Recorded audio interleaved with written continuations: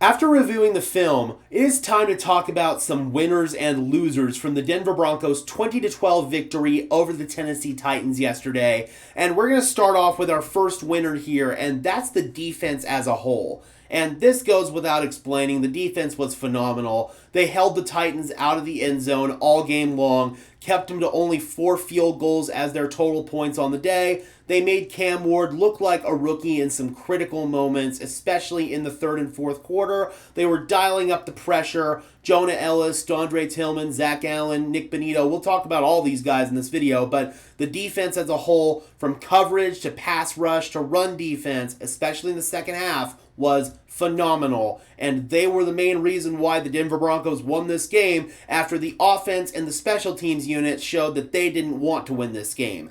The Broncos defense drugged them out of the mud, and they came away with a hard-earned victory. First loser is Bo Nix, and this one goes without saying. I'm not going to beat a dead horse, but Bo Nix was not good yesterday. Inaccurate. His footwork was all over the place. He had happy feet in the pocket. He was spraying throws for that reason. Had some questionable decisions. Too many turnovers. Held onto the ball too long a couple of times. So Bo Nix has a lot of stuff to clean up. I still believe in Bo Nix. I'm still very much a Bo-lever, but he's going to have to go into the film room and on the practice field this week, and he's going to have a lot to work on. We made a full-blown film study on Bo Nix if you want to hear more in-depth thoughts here, but he didn't make enough positive plays in this game to justify coming out of the losers category. Nick Bonitto falls into the winners category. He was phenomenal in this game. He had 9 total pressures, had a sack, was a wrecking force up front, especially going up against Dan Moore and J.C. Latham, the two Titans tackles. Nick Bonitto was giving them fits all game long. I thought that he made his presence felt for all 4 quarters. Looked great in run defense as well, which is where I've been giving Nick Bonitto grief. He has really been able to improve every single season. The Denver Broncos rewarded him with a long-term extension that really I don't think reflects the contribution that he's making to this team. He's taken those steps forward, and so far, I'm really happy that the Denver Broncos made the decision to pay Nick Bonitto. It's paying dividends for him.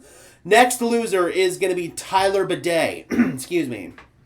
The Denver Broncos made an interesting decision when they decided to activate Tyler Bidet over Jaleel McLaughlin. I know why they did it. It's because Tyler Bidet is better in pass protection. He did have some good pass protection reps in this game, but also had 2 brutal drops. The one that lives in my head is a dropped screen early in the game. The blocking was there. It should have been a walk-in touchdown.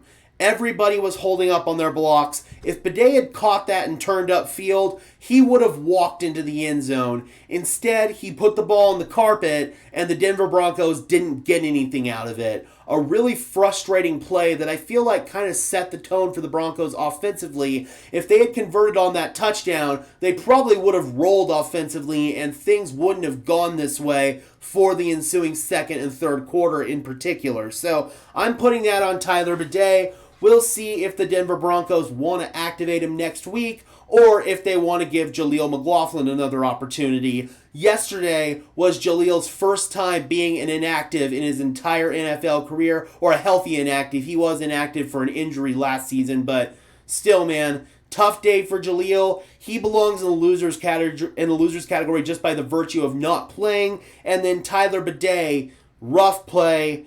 2 rough plays that definitely earned him a spot in the losers category. Winner, Zach Allen, no surprise. He's going to show up in the winners category virtually every single week. 6 total pressures, had a sack in this game. Zach Allen was Zach Allen, no surprise there whatsoever. Luke Wattenberg in the losers category, and we talked about Wattenberg as a big-time weak link on this offensive line. I will say, Ben Powers, upon second look, looked a lot better than I initially gave him credit for. I didn't think he played well watching the game in person yesterday at the stadium, but after watching the film, it looked better. It really did. PFF gave him a really high grade. I don't know if I agree with that assessment, but I do think he was more than competent out there, and he does not deserve a spot in the losers category like I would have said he did yesterday. Again, that's why you have to review the film, but that cannot be said about Luke Wattenberg. was getting pushed around up front, put on his ass, was just not good. He doesn't have the play strength to function as a pass-protecting center, and in the run game, he wasn't good either. Last year, he held up in pass pro, but in this game, both in pass pro and run defense, and yes, the Titans have a tough defensive line, but still, Wattenberg proved to be a liability in this one. Jeffrey Simmons, T'Vondre Sweat, they were both giving him big-time issues in this game. R.J. Harvey definitely belongs in the winners category. Once the Broncos finally started to get the run game going, we saw R.J. Harvey burst free for that 50-yard run. A really phenomenal play there. We saw R.J. show some flashes as to why the Denver Broncos spent a second-round pick on him. Really excited to see him continue to grow in this offense, maybe as the Denver Broncos start to lean more into their run game, not going up against a really tough interior defensive line in the Tennessee Titans with a big double gap-clogging nose tackle in T'Vondre Sweat in there that really makes it difficult to run between the tackles. Sweat's one of those guys that I really want here in Denver because he can just stand there and eat up two gaps with how huge he is. So that was something the Denver Broncos had to contend with, and that was part of the reason why they didn't commit to running the football. We made another video last night talking about why the Denver Broncos didn't commit to running the ball, but when they did, R.J. Harvey looked really good.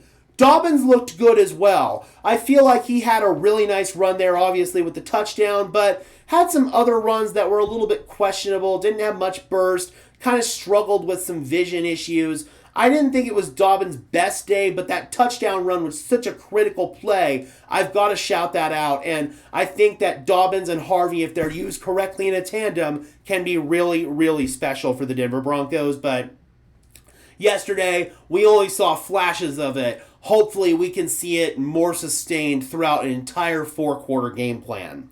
Next loser on this list is Darren Rizzi, the Broncos' new special teams coordinator, and it hurts me to say that because I was a big Darren Rizzi guy. I pumped up this hiring for the Denver Broncos. Last season, the special teams was run for the first half of the year by Mike Westhoff.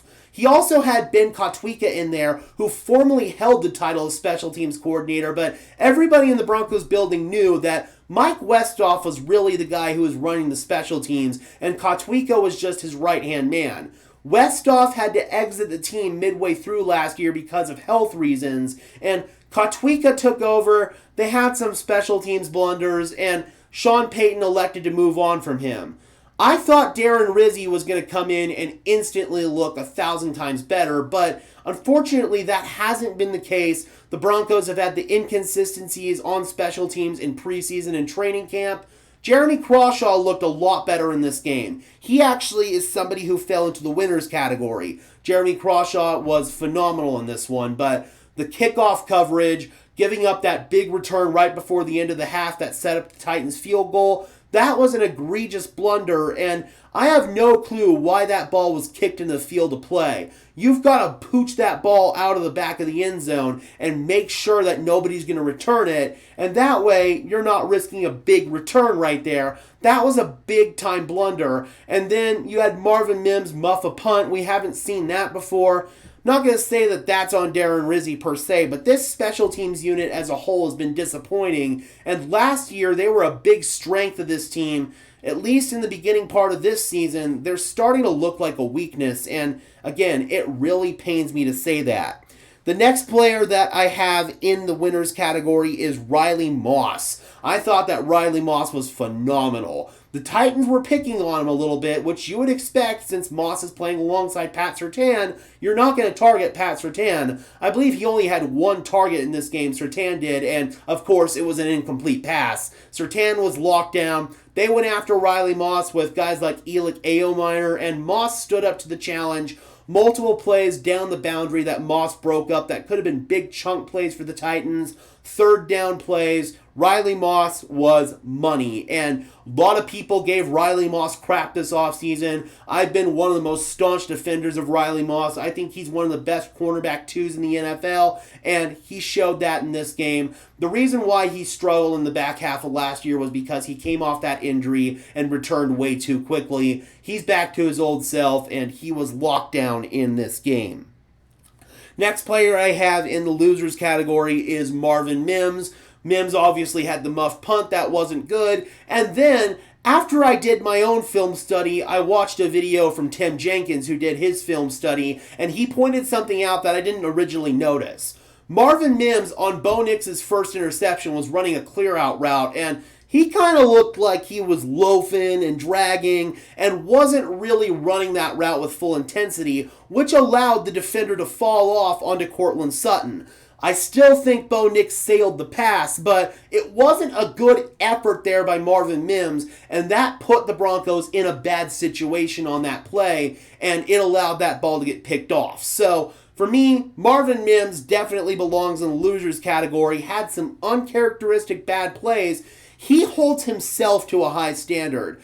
Andrew Mason and Cecil Lammey were talking about that in Orange and Blue Today, the show that they do, how Marvin Mims is a guy who he's going to make sure that he holds himself to the highest standard, and there's nobody more pissed off about this play than Marvin Mims himself. So, yeah, I expect Marvin Mims to bounce back, but did not look good out there. One guy who did look good was Talanoa Hufanga. Number 9 popped up on my notes several times. Multiple key tackles, had the forced fumble on Tony Pollard, flying around, making plays. You saw that hair just moving all over the place. I love Talanoa Hufanga. I think that he plays the game like a heat-seeking missile, coming in to wreck shop on every single down. The Broncos haven't had a commanding presence like that in the secondary in a long time, and now Hufanga's a guy who is really your rover back there, and he's going to be a guy you move into the box. You have him play deep. I mean, Talanoa Hufanga can do it all. And again, the Broncos haven't really had that type of chess piece at safety in a long time. Next player who belongs in the losers category is Mike McGlinchey. McGlinchey gave up 2 pressures in this game. I thought that he had some other blocks that he kind of took L's on. So McGlinchey, very inconsistent player for the Denver Broncos. I feel like he's had his moments here in Denver where he's been really good, and he has stabilized the right tackle position, but he's far from a perfect player, and unfortunately some of the inconsistencies with Mike McGlinchey showed up in this game. Jonah Elliss. He had a big-time pressure in that series after the Marvin Mims muffed punt that knocked Cam Ward back, and then there was a cleanup sack afterwards, so that ended up knocking Cam Ward out of field goal range. Jonah Elliss and then Dondre Tillman was another guy who had pressure on that series. Both of them deserve shout-outs. And then finally, just to pluck through some other losers real quick here to finish it out, we have Trent Sherfield. He had 2 holding penalties. Can't have that. That's inexcusable. Evan Ingram, the only reason why he's in the losers category is because he went down with that injury. Really unfortunate. Hopefully he's able to bounce back and we don't have to miss him long term. Adam Troutman didn't look good out there. Had some blown blocks. I've had beef with Adam Troutman here on this channel for a long time, and he did not give me any reason to be more optimistic about his play. And then Lucas Kroll, he had a play on 3rd down where Bo Nix got pissed off with him. It was against zone coverage, and he was running a China route, which is kind of like a little whip route and a return. And he should have sat down versus the zone coverage. He didn't do it, and the Broncos weren't able to convert on a critical 3rd down. Lucas Kroll makes those mental errors pretty much every single game, and it's for that reason he belongs in the losers category. All right, Broncos country, let me know in the comment section below if there's anybody else that I missed in both the winners and losers category. Please let me know in the comment section below. I would love to hear from you as always. Be sure to leave a like on this video as well, subscribe and ring the bell so these videos appear in your notification feed. I would really appreciate it, guys. Those are both free and easy ways to show your support. It helps tell YouTube's algorithm to push us out, and it helps us get seen by more and more members of Broncos country just like you and me. And if you guys want to go above and beyond in supporting the channel, please consider becoming a channel member today. It's not mandatory, but if you guys want some extra perks and incentives in exchange for helping me out and helping the channel in general, you can do so by clicking the link in the description below. It would be absolutely awesome if you would consider it. Alright guys, and until next time, I'm your host, Gage Madrid, saying peace out.